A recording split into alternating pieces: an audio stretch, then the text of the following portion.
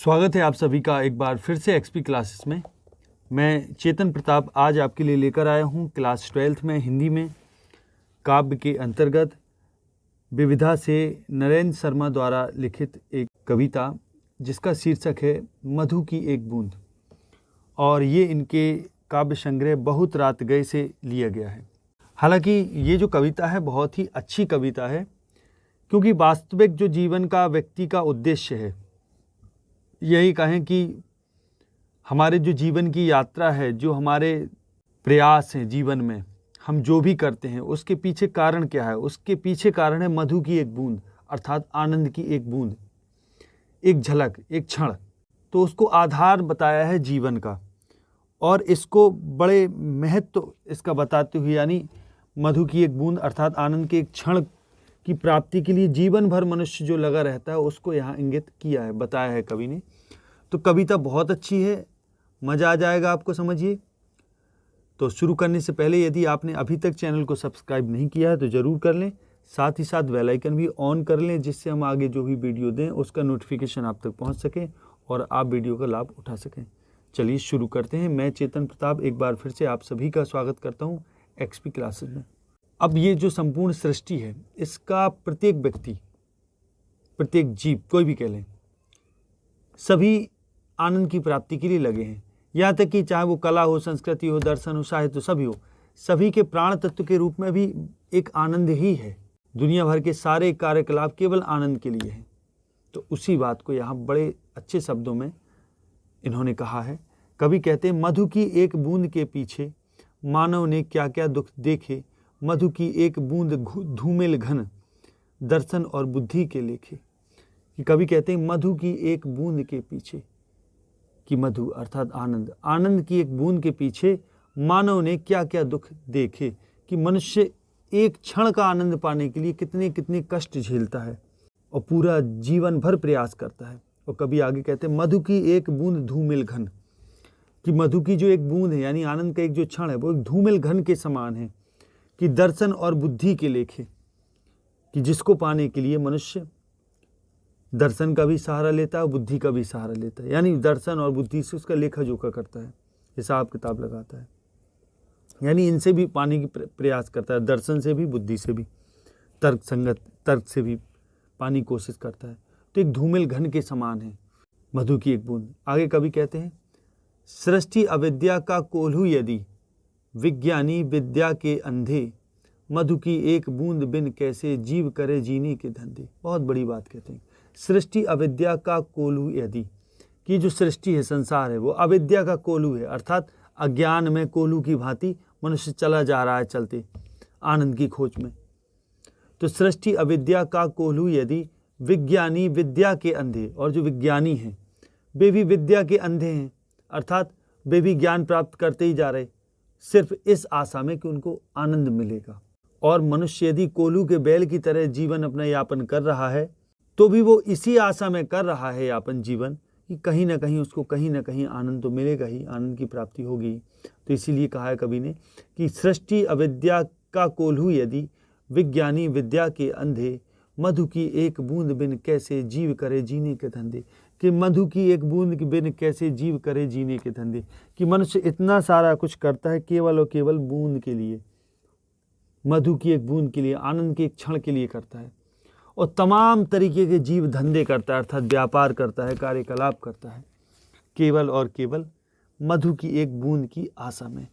आगे देखें, मधु की एक बूंद से यदि, मधु की एक बूंद से भी यदि जुड़ न सके मन का अपनापा, क्यों दे श्रमिक पसीना सैनिक लहू, करे क्यों जाया जापा।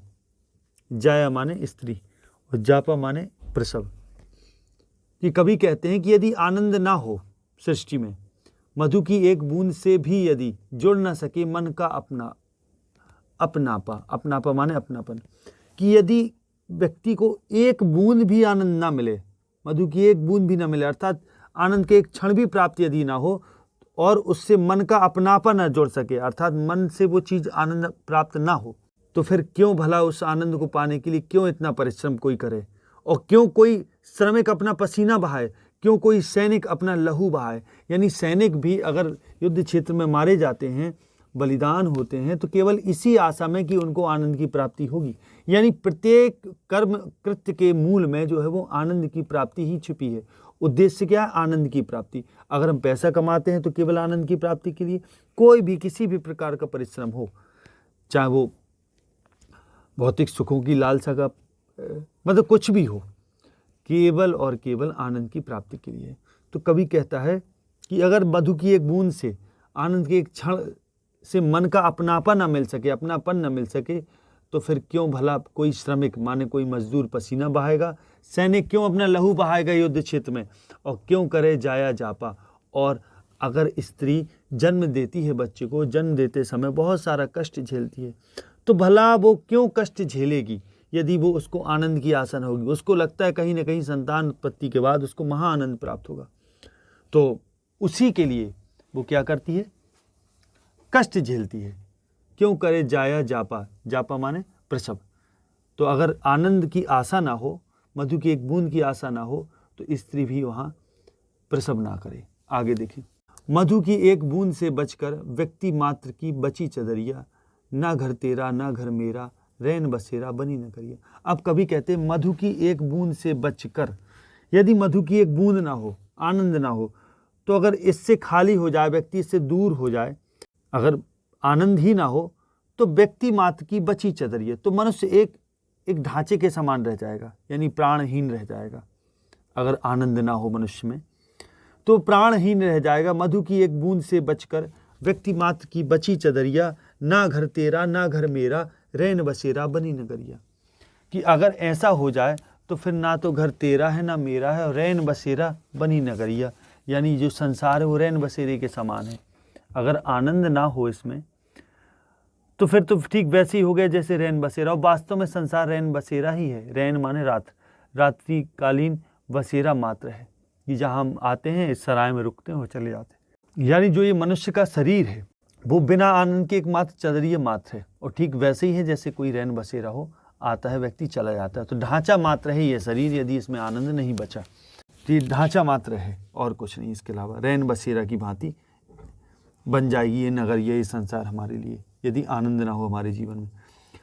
मधु की एक बूंद बिन रीते पांचों कोस और पांचों जन, मधु की एक बूंद बिन हमसे सभी योजनाएं 100 योजन। अब समझिए, मधु की एक बूंद बिन, कि मधु की एक बूंद के बिना, रीते पांचों कोष, कि शरीर के जो 5 कोष हैं वो भी आनंद के बिना खाली हैं, बेकार हैं, और पांचों जन यानी 5 इंद्रियां, कि मनुष्य में यदि आनंद ना हो, आनंद की लालसा ना हो, तो 5 कोष खाली, पांचों जन खाली, और मधु की एक बूंद बिन हमसे सभी योजनाएं 100 योजन।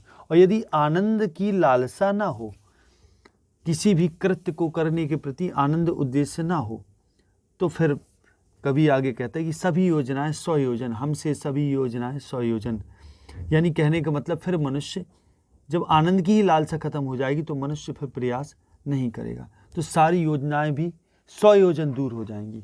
आगे देखिए, मधु की एक बूंद बिन ईश्वर, शक्तिमान भी शक्तिहीन है, मधु की एक बूंद सागर है, हर जीवात्मा मधुर मीन है। समझिए, अगर मधु की बूंद ना हो, आनंद ना हो, तो ईश्वर शक्तिमान होते हुए भी शक्तिहीन है, और मधु की एक बूंद सागर है, यानी जो आनंद है अगर उसका एक बूंद भी मिल जाए तो वो सागर के समान महत्व रखता है, और हर जीवात्मा मधुर मीन है। और जो उस आनंद रूपी सागर में जो जीवात्मा है, कोई भी जीवात्मा हो, वो एक मधुर मीन, एक आनंद वाली एक मछली है। फिर आगे कहते हैं, मधु की एक बूंद पृथ्वी में, मधु की एक बूंद शशि रव में, मधु की एक बूंद कविता में, मधु की एक बूंद कवि में, मधु की एक बूंद के पीछे अब तक मैंने अब तक कष्ट सहे, सत सत माने सैकड़ों, और मधु की एक बूंद मिथ्या है, ऐसा कोई बात कहे मत। और कवि कहते हैं कि मधु की जो एक बूंद है, आनंद की एक जो झलक है, मधु की एक जो बूंद है यानी आनंद की जो एक झलक है, वो पृथ्वी में है। और मधु की एक बूंद शशि रव में, शशि रवि में, शशि माने चंद्रमा और रवि माने सूर्य, कि चंद्रमा और सूर्य में भी आनंद ही है। और मधु की एक बूंद कविता में, कविताओं में भी आनंद ही है। और मधु की एक बूंद कवि में, और कवि में भी आनंद ही है। और मधु की एक बूंद के पीछे मैंने अब तक कष्ट सहे सत, कि मैंने अभी तक आनंद के पीछे बहुत सारे कष्ट सहे। मधु की एक बूंद मिथ्या है, ऐसी कोई ऐसी बात कहे मत। कि कवि कहते हैं कि अगर कोई ये कहता है कि मधु की एक बूंद मिथ्या है, बेकार है, तो कोई ऐसी बात न कहे, ऐसा कोई ना कहे कि ऐसा भी है कि आनंद मिथ्या है, ऐसा ना कहे, क्योंकि सारे क्रियाकलाप जगत के केवल और केवल आनंद की लालसा में हो रहे। तो मधु की बूंद एक सत्य है। तो इसी के साथ वीडियो यहीं पूरा होता है। आशा ही वीडियो आपको पसंद आया होगा। यदि आया है तो वीडियो को लाइक और शेयर करना ना भूलें। आगे अगले वीडियो में मिलते हैं, तब तक के लिए नमस्कार। जय हिंद, जय भारत।